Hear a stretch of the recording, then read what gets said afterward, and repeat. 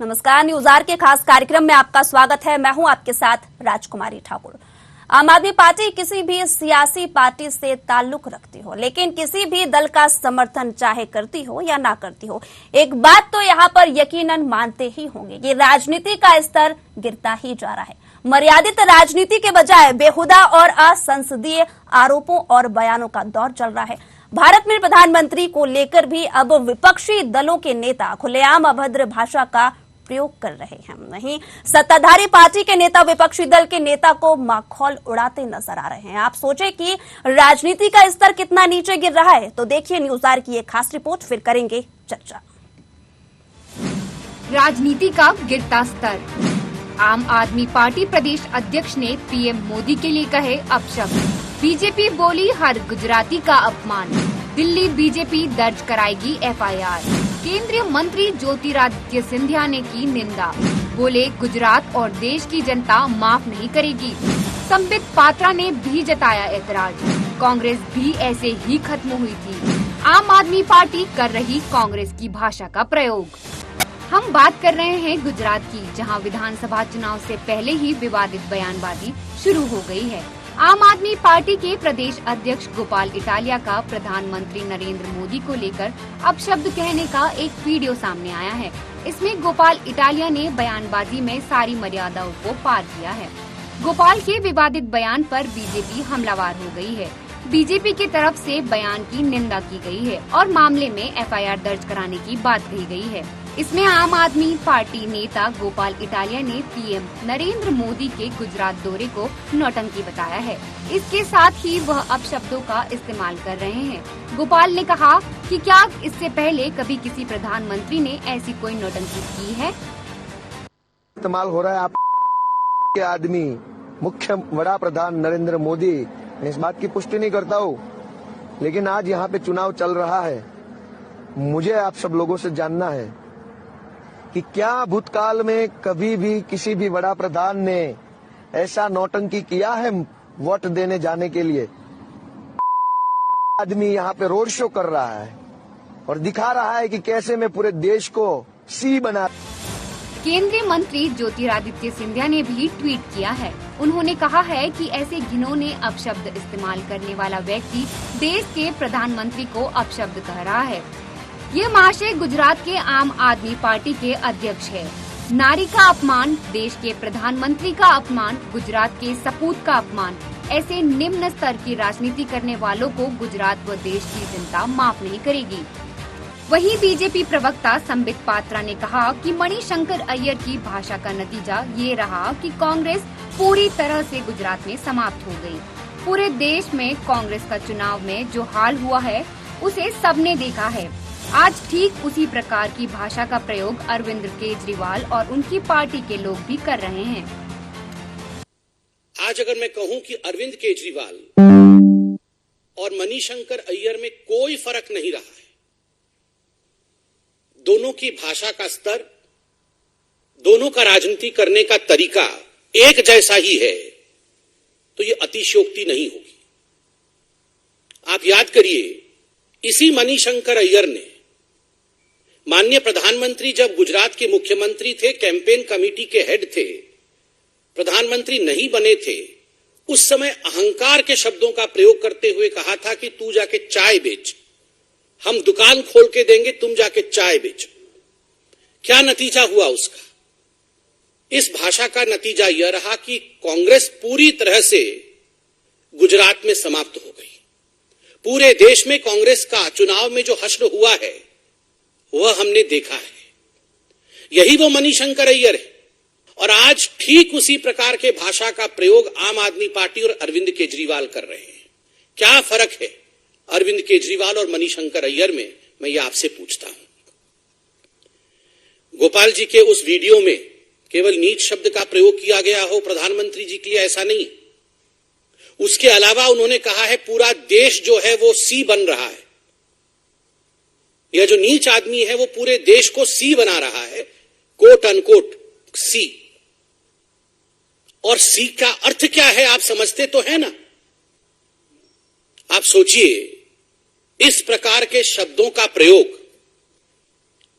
भारत के नागरिकों के लिए गुजराती नीच है और हिंदुस्तान के जो लोग हैं वो कोट अनकोट सी हैं, यह भाषा का स्तर आम आदमी पार्टी के गुजरात के अध्यक्ष का है। आरोप प्रत्यारोप राजनीतिक बहस का साधन है। प्रतिपक्ष की कमजोरियों पर वार करना भी कतई गलत नहीं है, पर जनतांत्रिक मूल्यों का तकाजा है कि मर्यादाहीनता से बचा जाए।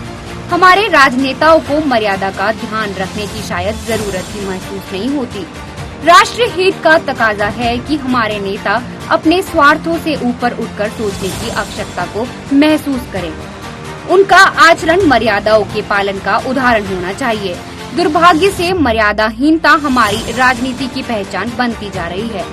Desk report, news hour, Bhopal.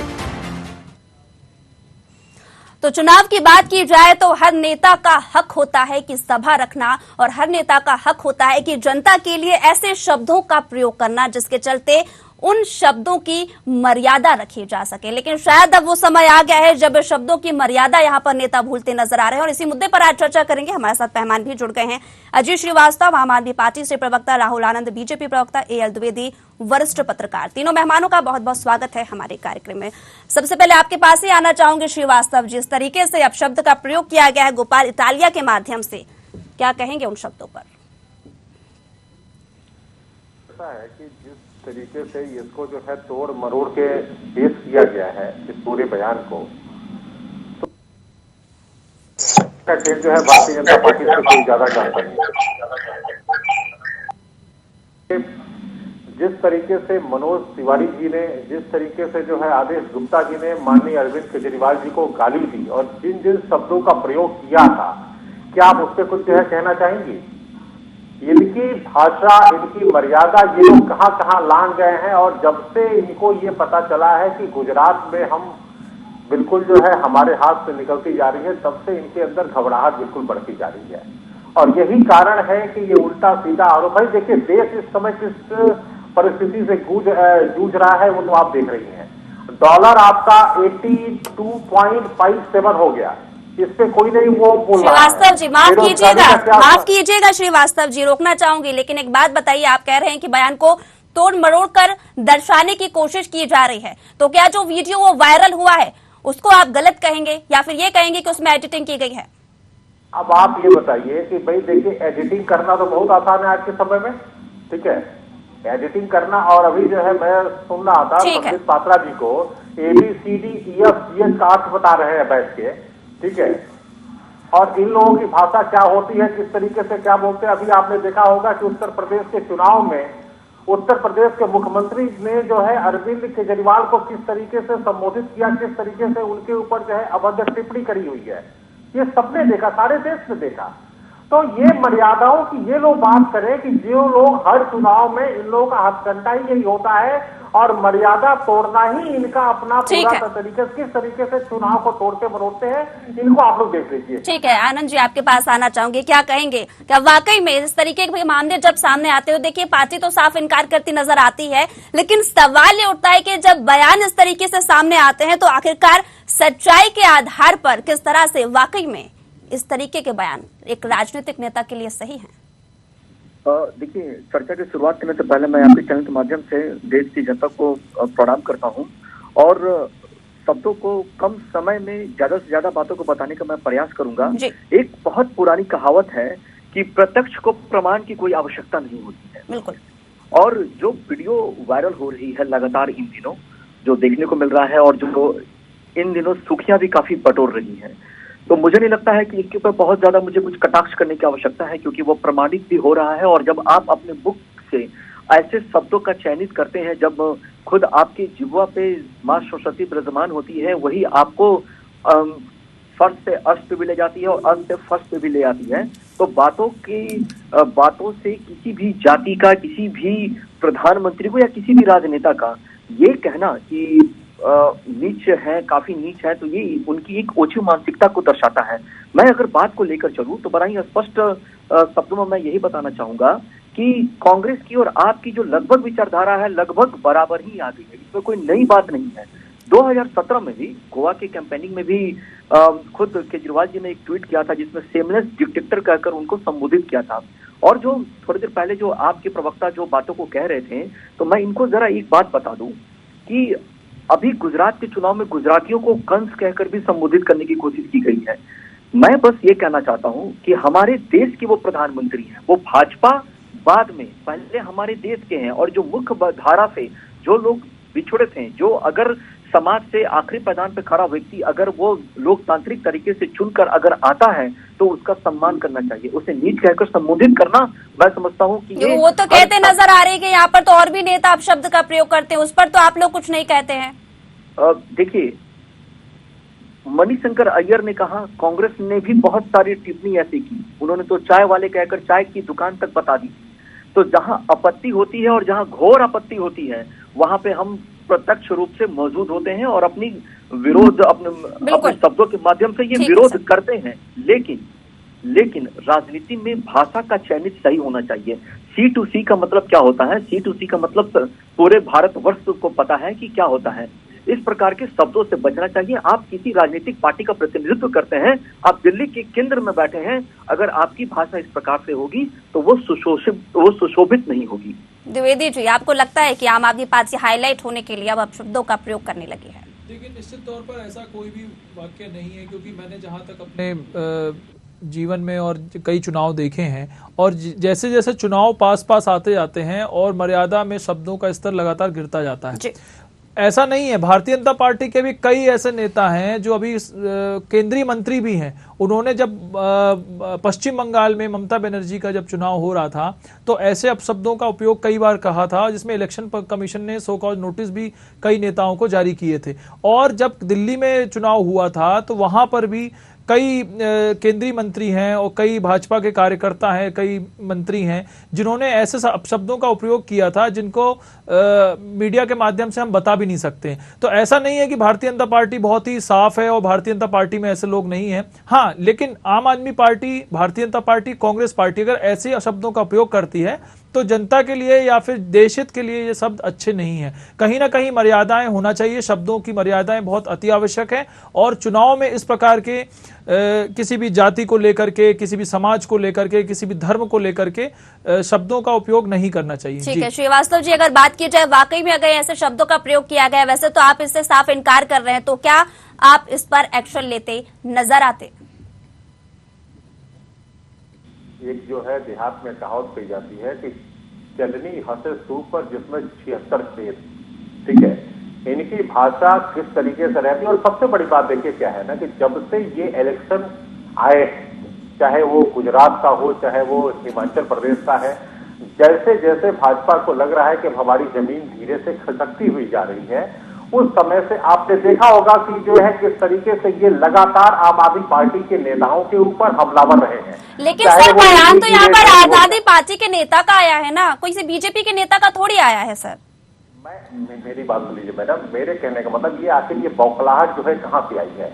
जैसे जैसे चुनाव जो है नजदीक आते जा रहे हैं, ये लोग बौखलाते जा रहे हैं। और बौखलाहट में आपने देखा होगा कि दिल्ली में मनीष सिसोदिया जी के ऊपर इन्होंने क्या क्या हथकंडे नहीं अपनाए। ठीक है, सीबीआई की रेड डलवाई, ईडी की रेड डलवाई।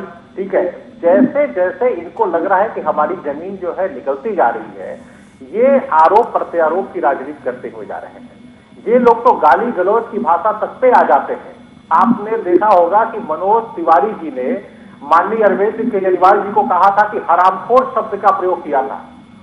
ऑलरेडी उन्होंने ट्वीट करके हरामखोर शब्द का प्रयोग किया था।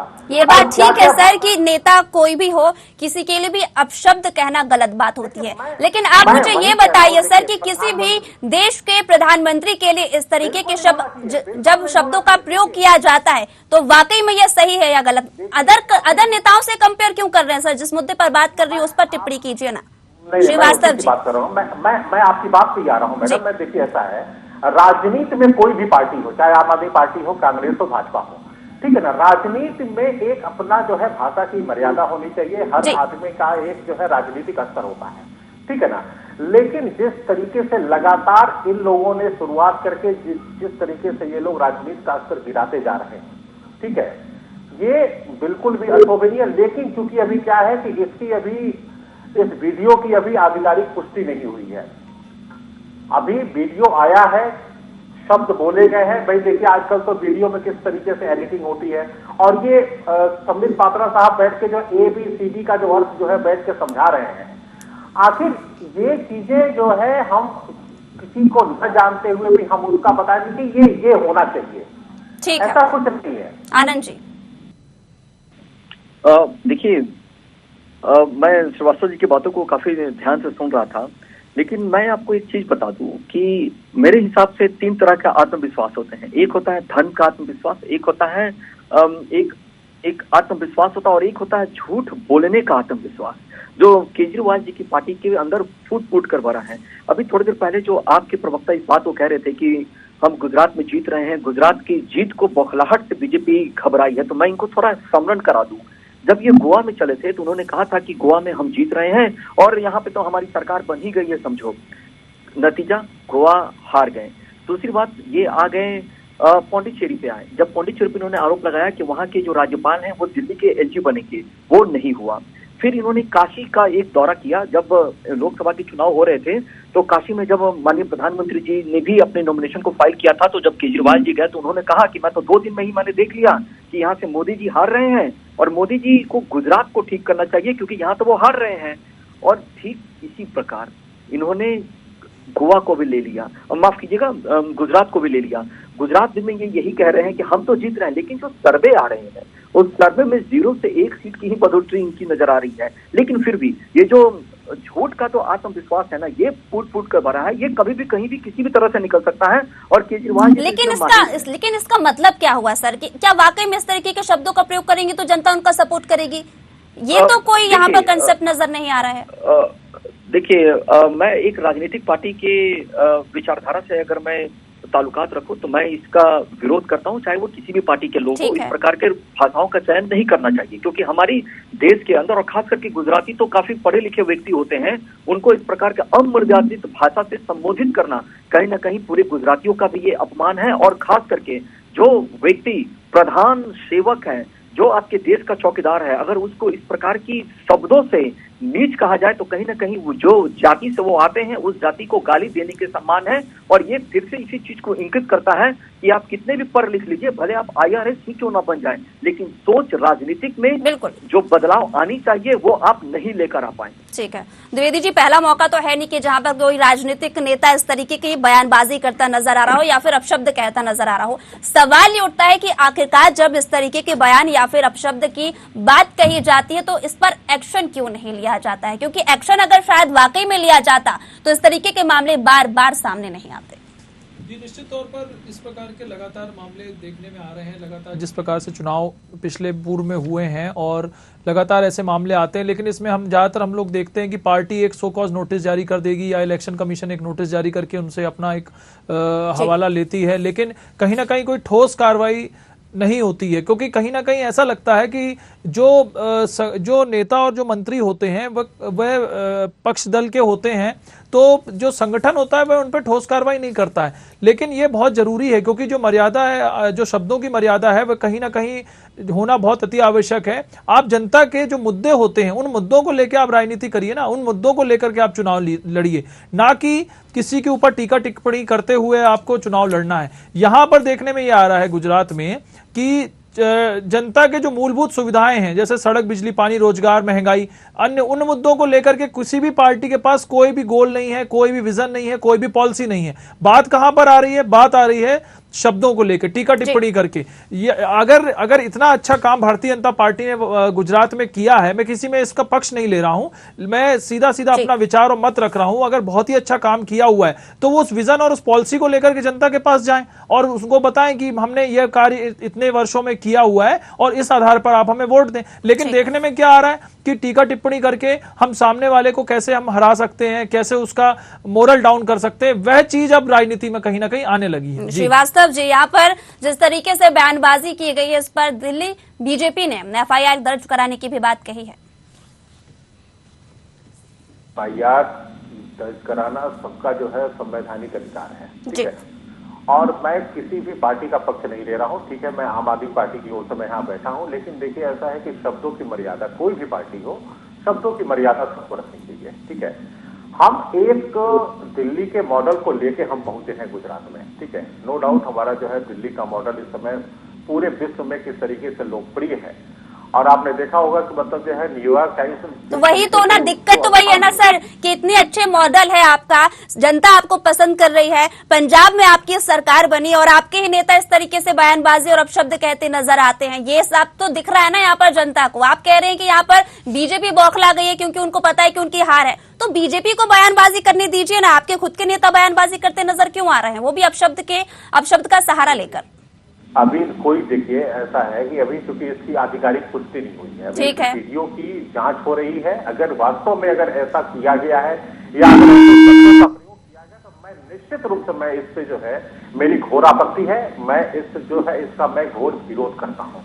कोई भी पार्टी हो, शब्दों की मर्यादा, आप ठीक है, आपके हमारे जो है राजनीतिक विचार अलग अलग हो सकते हैं, लेकिन कम से कम पूरे देश की जनता आपको देखती है, आपको अपना एक आइडियल और अपना भविष्य आपके हाथों में देखती है। तो कम से कम आपके अंदर उतनी गंभीरता, आपके अंदर उतनी सौम्यता, आपके अंदर जो है वो चीजें होनी चाहिए। आप एक राजनीतिक दल है, कोई भी पार्टी हो, मैं किसी का पक्ष इस समय नहीं ले रहा हूं। अगर ऐसी कोई बात है तो मैं इस बात का घोर विरोध करता हूं और मैं अपनी जो है तगड़ी आपत्ति मैं दर्ज करता हूं। पार्टी कोई भी हो, भाषा अपनी बचा के रखिए, मुद्दों पे बात करिए, मुद्दों पे लड़िए। 27 वर्षों में जिस तरीके से गुजरात की जनता जो है भारतीय जनता पार्टी के द्वारा ठगी गई है, वहां पे आज देख के आइए कि वहां से क्या स्थिति है, सड़कों की क्या स्थिति है, वहां के स्कूलों की क्या स्थिति है, वहां के जो है हॉस्पिटल्स की क्या स्थिति, वहां पे रोजगार की। तो वहां की जनता पूरी तरीके से तरफ अच्छी बात है ना सर, ऐसे मुद्दों पर तो चर्चा बहस होना अच्छी बात है, जनता को भी पसंद आता है कि वाकई में हमारे मुद्दों पर चर्चा हो रही है। लेकिन अब शब्द के मुद्दे पर चर्चा हो, कितनी शर्मनाक बात है सर, आप खुद सोचिए। क्योंकि वाकई में जनता चाहती है कि मुद्दों पर बातचीत हो, बावजूद इसके कि यहाँ पर जिस नेता की जैसी सोच है ये तो यही बात होगी ना सर कि राजनीतिक पार्टी यहाँ पर अपना सहारा लेकर एक दूसरे पर लड़ने की कोशिश कर रही है, अपन को खुद को हाईलाइट करने की कोशिश कर रही है, लेकिन जो कि जनता को पसंद आता नहीं है। हालांकि यहाँ पर सोच सबकी अलग अलग होती है कि शायद इससे हम हाईलाइट हो जाएंगे। ठीक है, आनंद जी आपके पास आना चाहूंगी, क्या कहेंगे अगर कार्रवाई की भी बात कही जा रही है तो किस नजरिए से लेंगे इसे? देखिए, हर राजनीतिक पार्टी के लिए एक शब्दों की मर्यादा का चयन की प्रक्रिया सिंपल होनी चाहिए। और मैं ये समझता हूँ कि अगर कार्रवाई होती है तो निश्चय ही आने वाले समय के लिए और आने वाले नेताओं के लिए ये उचित प्रेरणा का स्रोत भी बनेगी कि अपनी राजनीतिक लाभ के लिए किसी भी प्रकार की अमर्यादित भाषा का चयन से बचा जा सके। और जहां तक श्रीवास्तव जी एक बात कह रहे थे गुजरात को लेकर, तो मैं आपको भरोसा दिलाता हूं इस बार फिर आरंभ है प्रचंड, और फिर प्रचंड बहुमत से भारतीय जनता पार्टी वहां फिर से सरकार बनाएगी। और जो गुजरात का जो मॉडल पूरे देश में व्यापक है, उसको और आगे बढ़ाने का काम किया जाएगा। और मैं आपको एक चीज और बता दूं, आपने जो एक बात कही न्यूयॉर्क टाइम्स की बात की, तो जो न्यूयॉर्क टाइम्स में जो फोटो छपा था, उस फोटो के बारे में भी बहुत सारी चर्चाएं, बहुत सारे डिबेट्स हो चुके हैं, क्योंकि वो एक पब्लिक और एक प्राइवेट स्कूल का वो फोटो था जिसको छाप दिया गया था और वो पेड न्यूज में आया था। तो बहुत सारी ऐसी चीजें हैं जो कहने को और सुनने को है।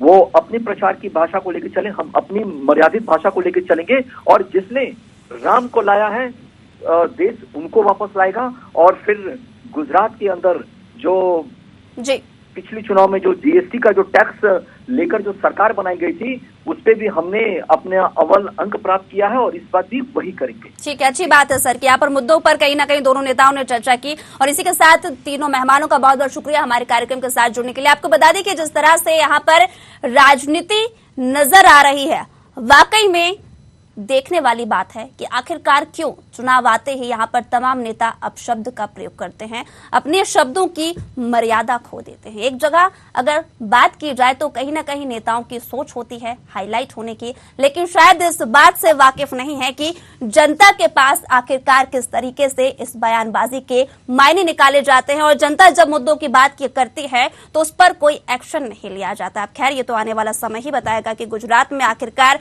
राजनीति किस रंग और किस मोड़ पर आकर खत्म होती है। लेकिन फिलहाल मुझे दीजिए इजाजत, जुड़े रहिए न्यूज़ आर के साथ। नमस्कार।